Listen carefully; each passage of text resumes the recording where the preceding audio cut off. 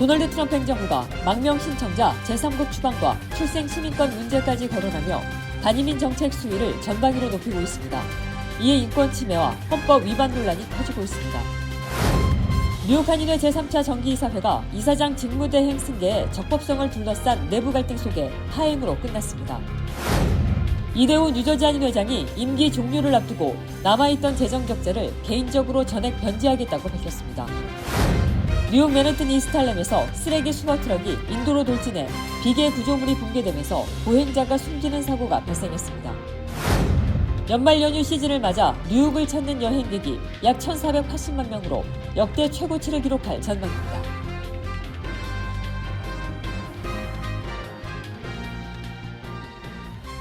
헬문스버그의 최우선의 목표는 최고의 고객 서비스를 제공하는 것입니다. 전문 세일즈팀과 함께하는 고급 쇼룸에서 여러분이 좋아하는 머세디스 벤츠 모델을 만나보실 수 있습니다. 헬문스버그와 함께라면 완벽한 차량을 찾는 데 필요한 모든 것이 준비되어 있습니다.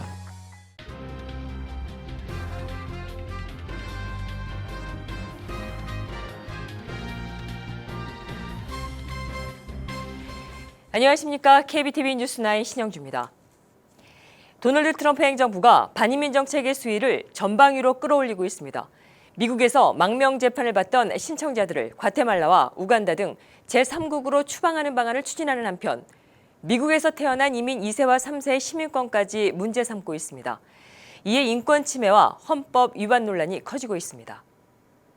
트럼프 행정부가 이민 법원에서 망명 재판을 받던 신청자들을 과테말라와 우간다 등 제3국으로 추방하는 새로운 방안을 추진하고 있는 것으로 알려져 논란이 뜨거워지고 있습니다.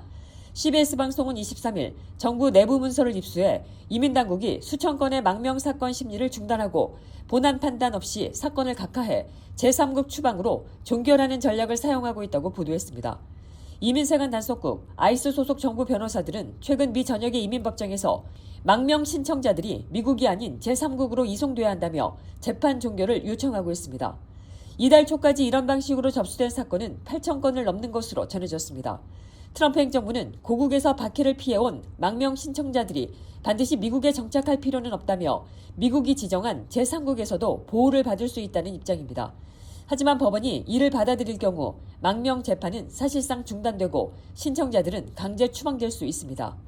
이민 변호사들과 인권단체들은 이번 조치가 난민 제도를 통해 합법 체류 자격을 얻는 통로를 차단하려는 시도라고 비판하고 있습니다. 이미 일부 사례에서는 나카라가 출신 반정부 인사가 망명 재판 도중에 제3국 추방 명령을 받은 것으로 전해졌습니다. 이와 함께 트럼프 행정부는 반이민 정책의 초점을 미국에서 태어난 이민 2세와 3세 시민권자까지로 확대하고 있습니다. 스티브 밀러 백악관 부비서실장은 출생 시민권 제도를 역사상 최대 사기라고 표현하며 불법 체류 외국인 부모에게서 태어난 자녀의 시민권 부여를 강하게 비판했습니다. 전문가들은 이민 자체를 위협으로 규정해 공동체를 분열시키고 있다며 미국에서 태어난 이민 2세와 3세들의 출생 시민권 제한은 수정헌법 14조에 위배될 소지가 크다고 지적합니다.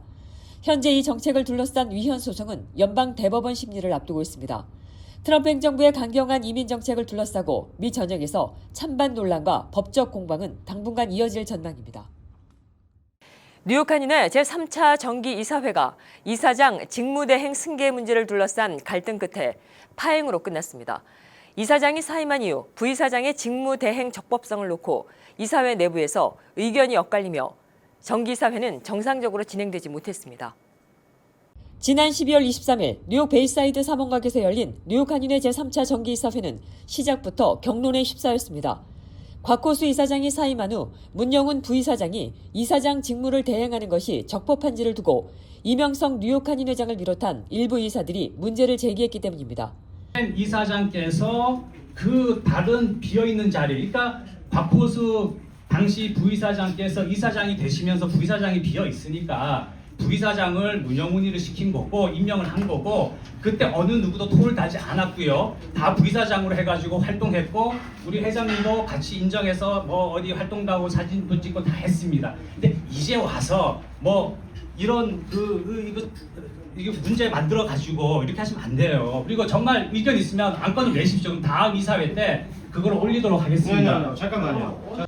뉴욕 한인회 회칙에는 이사장이 부재하거나 자격을 상실할 경우 부이사장이 이사장의 직무를 대리하며 이사장 유고 시에는 자녀 임기를 수행하도록 규정되어 있습니다.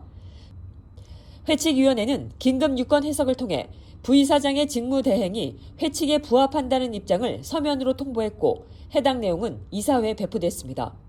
제 회칙 5장 5조를 보시면 제3항은 이사장 유고 시 부이사장이 자녀 임기를 대신한다 명시하고 있습니다.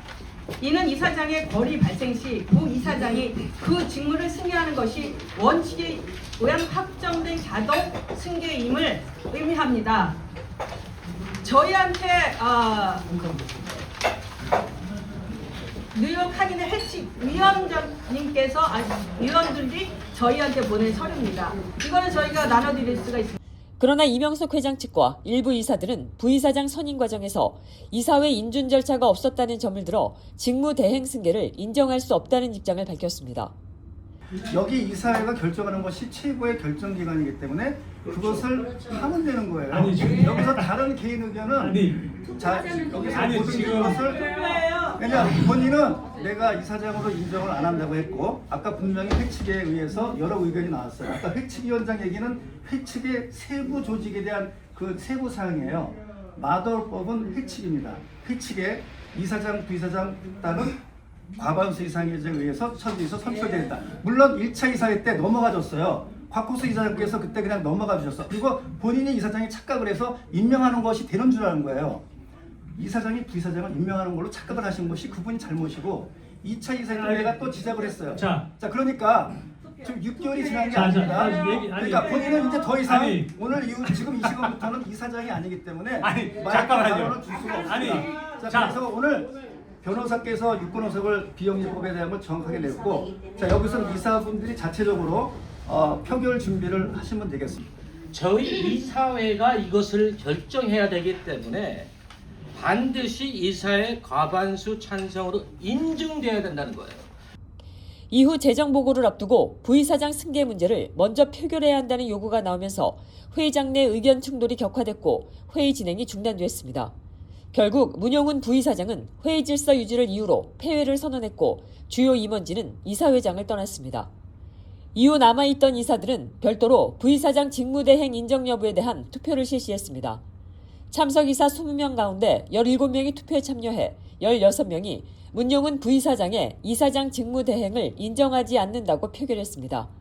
이어 남아있던 일부 이사들은 또다시 추가 투표를 통해 에스터리 이사를 남은 약 4개월 임기에 이사장 직무대행으로 선출했습니다. 그러나 이 과정 역시 회의 주재 권한과 절차적 적법성을 둘러싼 논란이 제기되면서 내부 의견 대립이 이어지고 있습니다. 일부 참석 이사들은 39대 출범 이후 지금까지 부이사장으로 불려왔는데 이사장이 사임한 뒤 이를 인정하지 않는 것은 상식적으로 납득하기 어렵다고 말했습니다. 반면 다른 측에서는 직무대행 승계 역시 이사회의 판단과 표결을 거쳐야 한다는 입장을 유지하고 있습니다. 한편 회의 말미에는 이명석 회장이 판공비 지급 논란과 관련해 수령했던 금액을 반환하는 수표를 남아있던 이사들 입회하에 제시했습니다. 결국 이날 이사회는 정상적인 안건 처리 없이 폐회됐고 직무대행을 둘러싼 절차 논란과 내부 갈등은 당분간 이어질 것으로 보입니다. 올해 말 임기를 마치는 이대우 뉴저지 한인회장이 한인회에 남아있던 재정 적자를 개인적으로 전액 변제하겠다고 밝혔습니다. 이에 따라 차기 집행부 출범을 앞두고 제기됐던 재정 부담은 임기 내에 모두 정리될 전망입니다. 이대우 뉴저지 한인회장이 남아있던 한인회 재정 적자 약 5만 8천 달러를 개인적으로 전액 변제하겠다는 입장을 공식 발표했습니다. 뉴저지 한인회는 23일 보도자료를 통해 내년 1월 1일부터 시작되는 제32대 한인회 출범을 앞두고 현 31대 집행부가 오는 12월 30일까지 모든 인수인계 절차를 마무리할 예정이라고 밝혔습니다.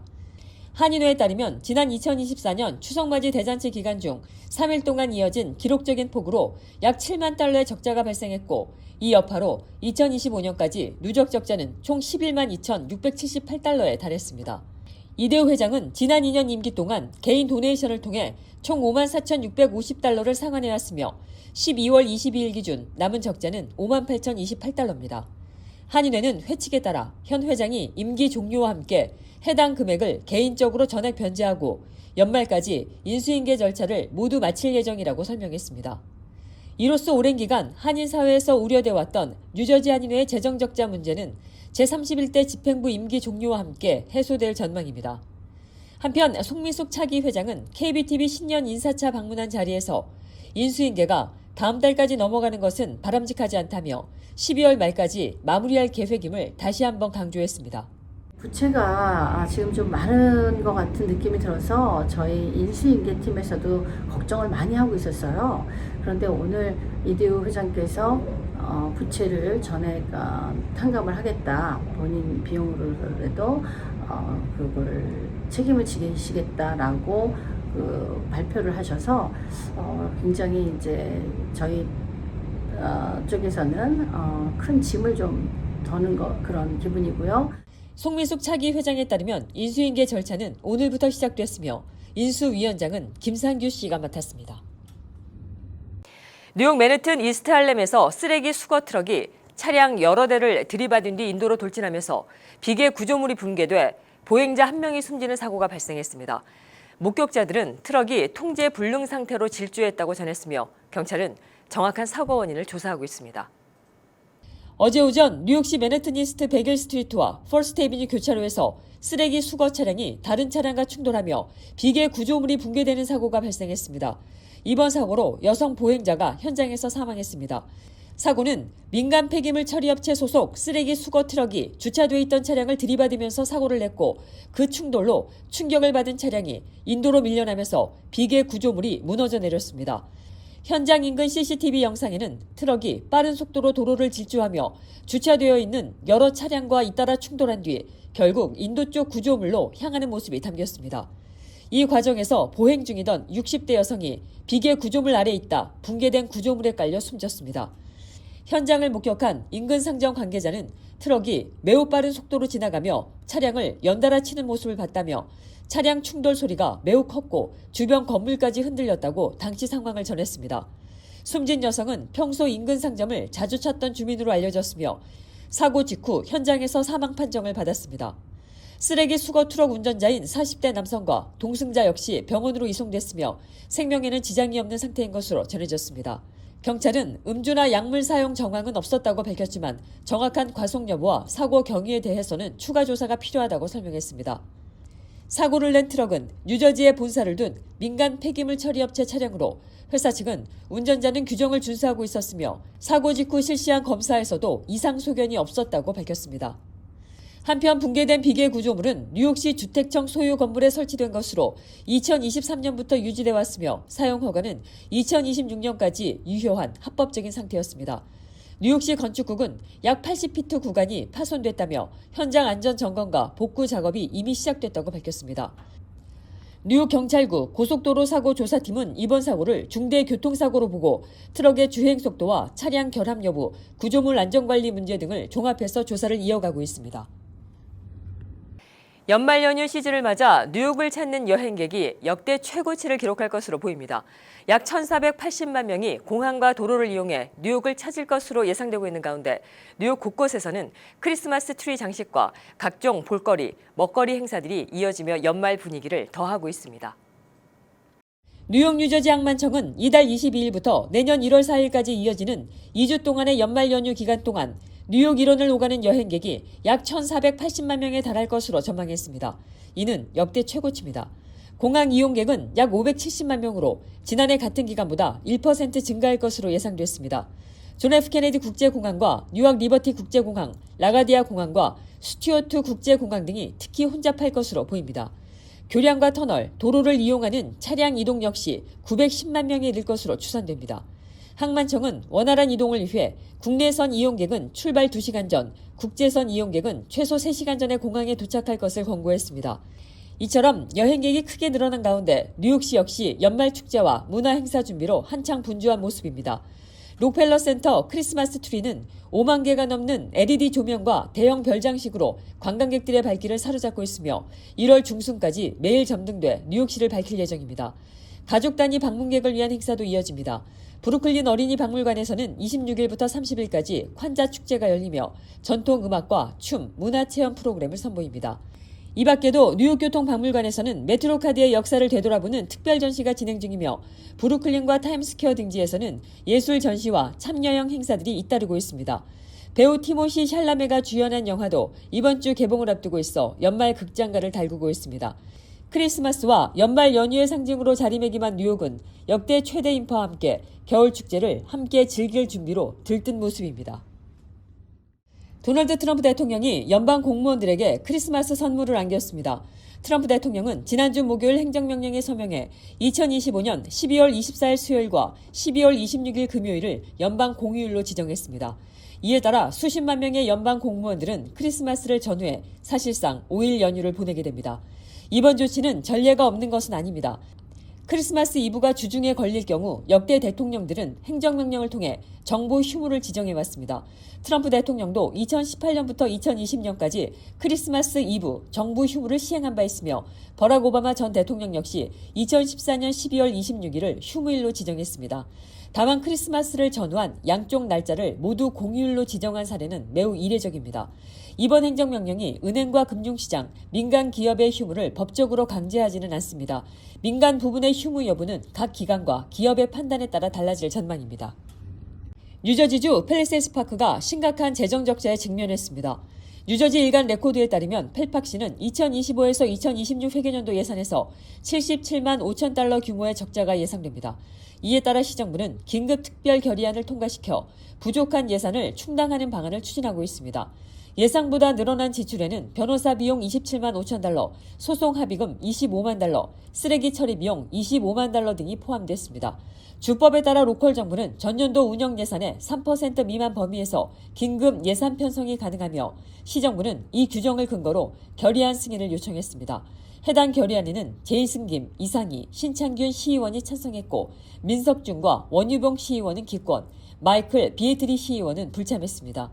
다만 재정 관련 안건은 내표가 필요하다는 해석도 있어 결의안 처리 여부는 추가 검토가 필요한 상황입니다. 파워볼 잭팟이 17억 달러로 불어났습니다. 크리스마스 이브인 오늘 진행되는 이번 추첨은 미국 복권 역사상 네 번째로 큰 규모입니다. 파워볼 공식 웹사이트에 따르면 월요일 밤 16억 달러가 걸렸던 추첨에서 1등 당첨자가 나오지 않으면서 잭팟이 더 커졌습니다. 이로써 파워볼은 46회 연속 1등 당첨자 부재 기록을 세웠으며 이는 파워볼 역사상 가장 긴 연속 누적 기록입니다. 파워볼 잭팟이 마지막으로 터진 것은 지난 9월 6일 미주리와 텍사스에서 판매된 두 장의 티켓이 17억 8,700만 달러를 나눠 가진 때였습니다. 이번 17억 달러 잭팟의 경우 당첨자는 30년 연금 방식으로 수령하거나 현금 일시불 약 7억 8,130만 달러를 선택할 수 있습니다. 파워볼 1등 당첨 확률은 약 2억 9,200만 분의 1이며 다음 추첨은 24일 수요일 동부시간 기준 오후 11시에 진행됩니다. 미국과 베네수엘라 간 군사적 긴장이 고조되면서 금과 은 가격이 나란히 사상 최고치를 기록했습니다. 23일 뉴욕 상품 거래소에서 2월 인도분 금 선물 가격은 온수당 4,505달러를 넘어서며 사상 처음으로 4,500달러 선을 돌파했습니다. 금 현물 가격도 한국 시간 24일 오전 4,525달러까지 오르며 역대 최고치를 기록한 뒤 오후 들어 4,498달러 선에서 거래되고 있습니다. 이번 급등은 미국이 카리브해 지역에 병력을 증강 배치하고 베네수엘라 마두로 정권의 원유 수출을 차단하기 위해 유조선을 납포하는 등 지정학적 긴장이 높아진 데 따른 영향으로 분석됩니다. 은 가격도 급등해 현물 가격은 온수당 72달러를 넘었고 장중 한때 70달러 선을 돌파했습니다. 전문가들은 공급 부족과 산업 수요 증가, 달러 약세와 금리 인하 기대가 귀금속 가격 상승을 이끌고 있다고 설명했습니다. 잠시 후 커뮤니티 브리핑을 전해드립니다.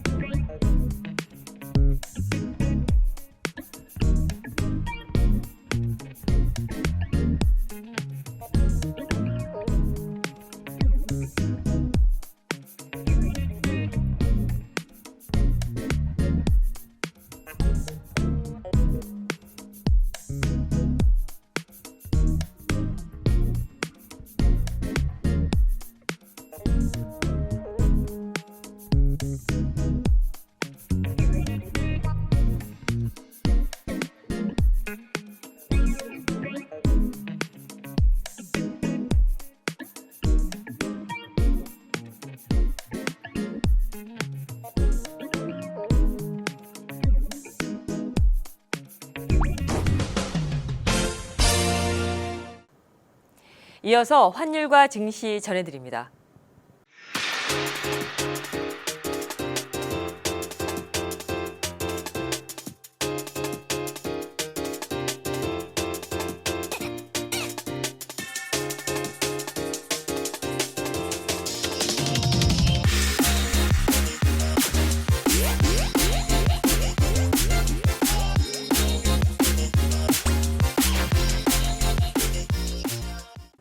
잠시 후 뉴욕과 뉴저지 날씨 전해드립니다.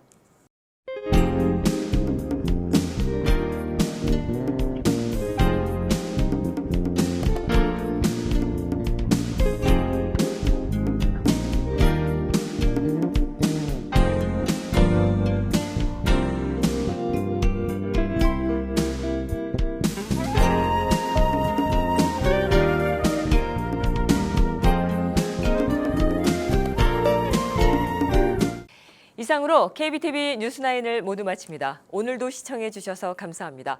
행복한 성탄절 되시기 바랍니다.